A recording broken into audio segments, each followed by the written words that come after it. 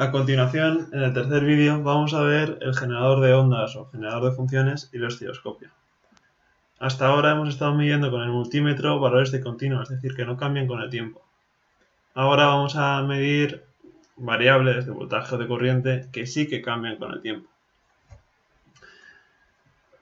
Para configurar un valor de voltaje que varía con el tiempo, utilizamos el generador de funciones o generador de ondas.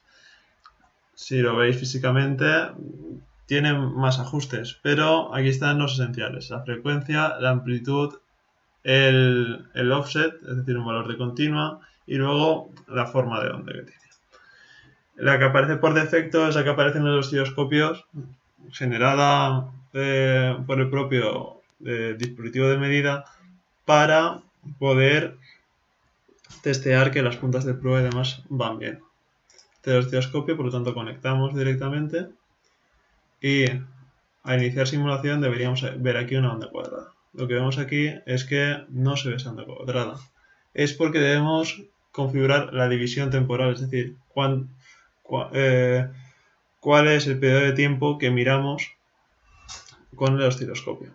Para ello, teniendo en cuenta que es una frecuencia de 1 kHz, probablemente con 500 microsegundos de división temporal, es decir, cada uno de los cuadraditos, va a ser suficiente para verla correctamente. Aquí vemos la forma de onda cuadrada que estamos generando.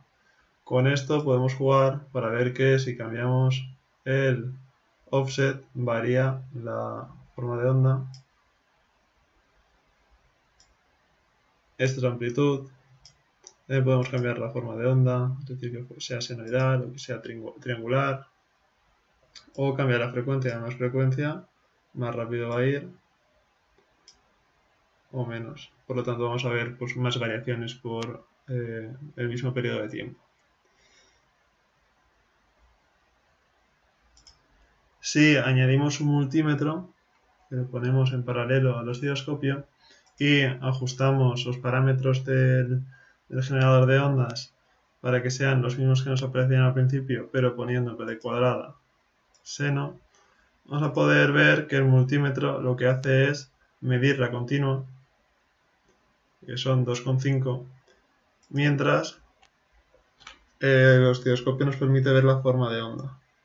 En ocasiones el osciloscopio cuenta con distintas funciones de medida que te permiten medir el valor RMS o eficaz del voltaje, el pico a pico, la media, pero el multímetro va a tener mayor precisión para medir el valor medio, al menos en unas frecuencias relativamente bajas. De entorno industrial pues podemos hablar hasta 3 kHz, pero suele medir cualquier dispositivo sin problema. Los que son de más gama pues pueden llegar a 100 kHz midiendo con precisión.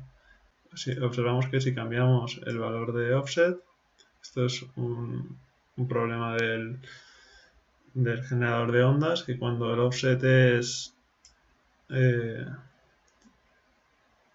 superior a la mitad de la forma de onda, considera que solo el voltaje de pico a pico, y si no considera de pico, esto es una cosa que hace el programa. Por eso cuando disminuye aumenta el doble de tamaño, eso no lo debería hacer. De todas formas, vemos que lo que hace el multímetro es tratar ajustarse a este valor, promediando se consigue llegar con mayor o menor precisión.